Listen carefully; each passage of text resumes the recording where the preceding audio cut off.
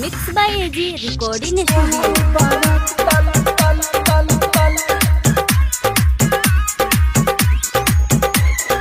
Music by Nishant.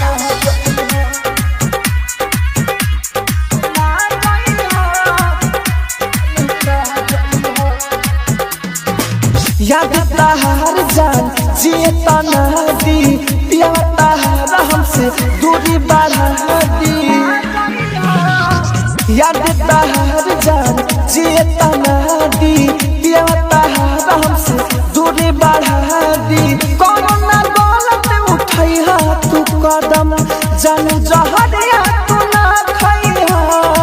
कोनो ना गलत उठाई हा तू कदम जान जहरिया डोलिया में पिया के ना जइहा आई बारात तालुका जइहा। डोलिया में पिया के ना जइहा आई बारात तालुका जइहा। Mix by AG recording studio.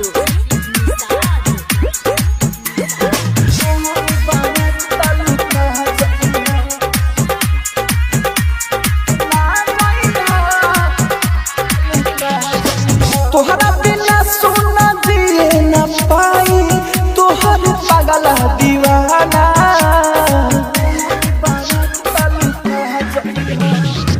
प्यार के हमारा तू इज्जत बचैहा जानो दिया तू माना। अभी ले दीवाना मानल बाटे केहू ना बातई जानल बाटे। तोहरा से पहले हम दूसरा के बानी कही के क्रिया तू खा जाइहा। डोलिया में पिया के ना जाइहा आई बारात तालुका जइहा। डोलिया में पिया के ना जाइहा आई बारात तालुका जइहा। आप सुन रहे हैं एजी एंटरटेनमेंट की धमाकेदार प्रस्तुति। Music by Nishant.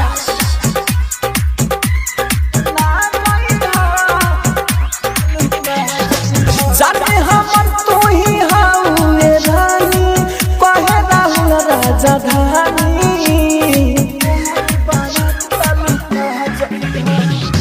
Writer Manoj के प्यारे के नैया जनी रहे दिहकानी। शादी तो हमनी को इल जाई सारा बतिया गाँव में फैल जाई।